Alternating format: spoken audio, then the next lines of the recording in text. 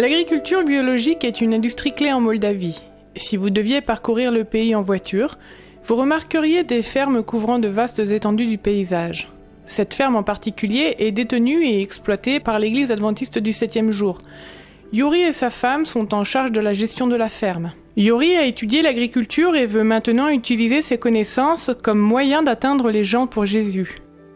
Ensemble, ils ont créé une nouvelle école agricole et espèrent attirer des gens de la communauté locale qui seraient intéressés à acquérir des compétences en agriculture biologique.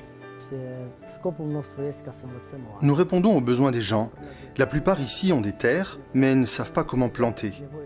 Nous voulons éduquer les gens pour qu'ils soient autosuffisants. Tandis que beaucoup de plantations sont faites dans les champs, le jardinage dans les serres permet de planter toute l'année, même pendant les hivers les plus rudes. Grâce à ce programme, les gens développent des relations avec les adventistes de cette région. Nous avons réalisé que Jésus parlait beaucoup de l'agriculture dans ses paraboles. Et nous avons constaté que lorsque nous enseignons aux gens à cultiver ces plantes, nous ne pouvons pas éviter de parler de Jésus pendant que nous travaillons. La ferme fait partie d'un grand lopin de terre appartenant à l'église adventiste. Ce site a été créé pendant l'Union soviétique en tant que zone récréative pour les personnes qui travaillaient dans la ville voisine.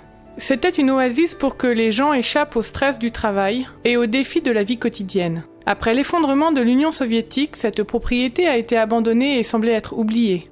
Pendant des années, les adventistes en Moldavie avaient du mal à trouver un endroit pour tenir des camps-meetings, des retraites spirituelles, des événements pour les enfants et des programmes de formation. Les plans étaient toujours déterminés par la météo et la disponibilité des bâtiments à louer. Alors quand ils ont eu l'occasion d'acheter cette propriété, ils l'ont fait. Une partie de la structure d'origine est toujours en place, mais beaucoup de travail a été fait dans ce bâtiment pour le rendre sûr et utilisable. Les étages inférieurs sont terminés, mais les étages supérieurs sont encore en construction. Les membres de l'église rêvent du jour où ils pourront utiliser ce bâtiment pour se rencontrer tous ensemble. Les jeunes veulent organiser des rencontres spéciales, mais ils ont habituellement des problèmes d'hébergement. Actuellement, ils dorment dans des tentes sur la propriété, mais il pleut si souvent qu'ils sont obligés de changer leur plan ou bien de supporter le temps rude. Nous sommes actuellement sur le site où les chambres seront construites pour les jeunes et les enfants. Avant, il fallait s'inquiéter de la pluie et de la météo.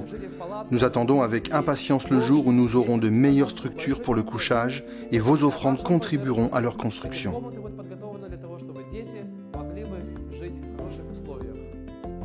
Le but de ce bâtiment est la mission. Avant, c'était pour le repos et la relaxation. Nous voulons toujours utiliser cet endroit pour que les gens viennent se reposer, mais nous voulons aussi qu'ils rencontrent et connaissent Dieu ici.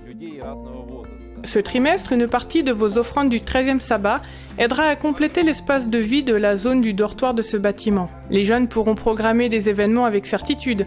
Ils seront en mesure d'accueillir des formations missionnaires, des programmes santé et d'éducation, et d'autres événements pour inviter la communauté à faire connaissance avec les adventistes locaux. Des programmes comme ceux-ci favorisent un sens du service missionnaire. La Moldavie est l'un des plus petits pays de l'ex-Union soviétique. Peut-être que les gens du monde n'en ont jamais entendu parler. Mais nous sommes si heureux que toute l'Église mondiale soit impliquée dans ce projet. Nous sommes très heureux que les gens prient et aident à accomplir notre objectif ce 13e sabbat. C'est aussi un défi et une responsabilité pour nous de le faire fonctionner parce que vous mettez votre foi dans notre travail.